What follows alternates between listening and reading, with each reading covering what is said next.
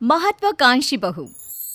आगे बढ़ने की चाह रखना कोई गलत बात नहीं है, लेकिन क्या हो जब महत्वाकांक्षा इतनी बढ़ जाए? बहू, ये नौकरी ही करती रहेगी या कुछ घर का काम भी करेगी? जब देखो बस अपने ऑफिस का काम करती रहती हो। मम्मी जी, आप नहीं जानती मैंने यहाँ तक पहुँचने के लिए कितनी मेहनत की है। मेरा हमेशा से सपना था कि मैं खूब पैसे कमाऊं, बड़ी गाड़ी में घूमूं और बड़े बंगले में रहूं। घर का काम तो नौकर करते हैं, जैसे आप। जैसे मैं? क्या जानती है तू मेरे बारे में? मैंने इस घर को अपने पसीने से खड़ा किया है। घर पसीने से नहीं, पैसे से खड़ा होता है मम्मी जी, जो मैं कमा रही हूँ। समझी? लंबी गाड़ी, महंगे फोन और कपड़े, ये सब चाहिए मुझे। लेकिन बहू, अगर तुम नौकरी नहीं भी करोगी ना तो भी तुम्हें ये सब चीज मिल जाएगी। मेरा बेटा सब कुछ तो दे रहा है, कोई कम पैसे तो वो भी नहीं कमाता। उसकी कमाई देखकर ही तो फंसाया था तूने, याद है ना? वरना उसके लिए संस्कारी रिश्तों की कमी नहीं थी। संस्कारी भी फेल है सरकारी वाली के पीछे। मम्मी जी, ये सब तो मैं भी जानती हूँ, लेकिन मैं ये सब अपने कमाए पैसों से चाहती हूँ, ना कि अपने पति के पैसे। और मैं भी ऑफिस जाना चाहती हूँ, काम करना चाहती हूँ। मैं भी चाहती हूँ कि लोग मेरे आगे पीछे मैम मैम करके घूमें और मैं उनको बॉस बनकर ऑर्डर दूँ। You know, work like a man. Like a man? अरे लाइक अ मैन बनने के चक्कर में बहू वुमन भी ना रह जाओ। अरे क्यों बहू, मैं जानती हूँ तू बहुत महत्वाकांक्षी है, लेकिन तू अपने सपनों के लिए अपने परिवार को भूल जाएगी क्या? और अगर आगे बढ़ने की इतनी ही चाह थी तो शादी क्यों की? बस कीजिए मम्मी जी, बहुत थक गई हूँ मैं, मुझे आराम करना है। और मेरा खाना प्लीज मुझे मेरे कमरे में ही दे देना, मैं वहीं खाऊंगी। ये कहकर बहू चली जाती है अपने कमरे में। अगले दिन, मम्मी, टीचर ने आपको स्कूल में बुलाया है। मुझे? लेकिन क्यों, क्या हो गया? वक्त नहीं है मेरे पास। वैसे हुआ क्या है? फीस तो मैं समय से दे रही हूँ, और क्या चाहिए इन स्कूल वालों को? मम्मी, इस बार मेरे एग्जाम्स में नंबर कम आए तो मैम आपसे मिलना चाहती है। नंबर कम आए हैं तो और पैसे ले लें। क्या है ये, वक्त खराब करते रहते हैं। नंबर कम आए हैं?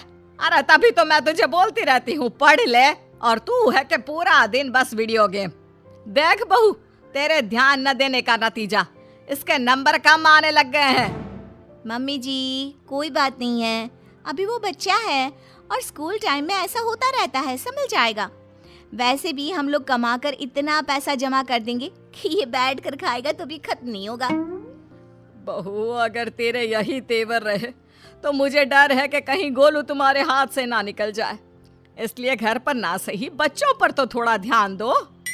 मम्मी जी, आप फिक्र मत कीजिए, मैं सब संभाल लूंगी। चलिए ऑफिस के लिए निकलती हूँ। हाथ से बच्चा निकले ना निकले, आप मुझे ऑफिस से जरूर निकलवा देंगी। मैं निकलवा दूंगी? अरे तेरी हरकतें, इसे तो कहना ही बेकार है। लगता है अब विक्रम ही इससे बात करेगा।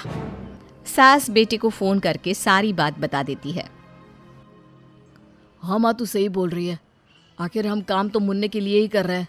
अगर वही ठीक नहीं निकला तो मैं बात करता हूँ उससे। शाम को बहू जब काम से घर लौटती है, मम्मी जी, अगर आपको यहाँ किसी चीज की परेशानी थी तो आप मुझसे बोलती, इनको फोन करके बताने की क्या जरूरत थी?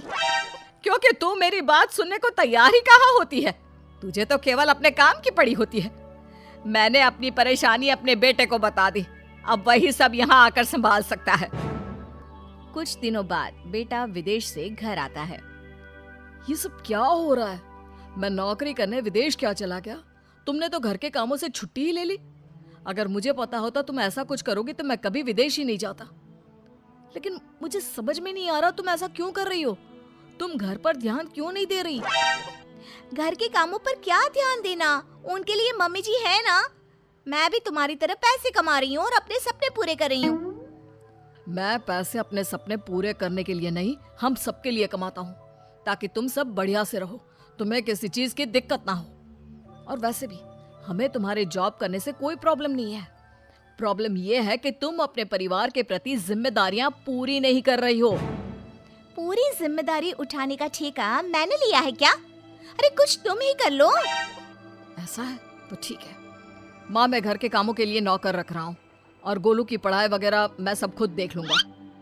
अगले दिन से घर का सारा काम नौकरानी संभाल लेती है और कभी कभी तो वो सास की देखभाल भी करती है।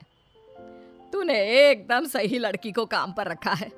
कितना काम करती है और शिकायत का एक भी मौका नहीं देती।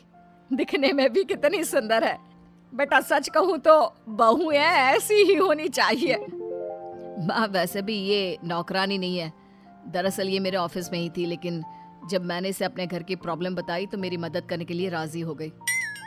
दूसरों के लिए सोचती भी कितना है। हाँ माँ, मुझे नहीं पता था कि ये गीता इतना अच्छा घर का काम भी कर लेती है। वैसे माँ ये ऑफिस में भी सब कुछ संभाल लेती है, वो भी अच्छे से।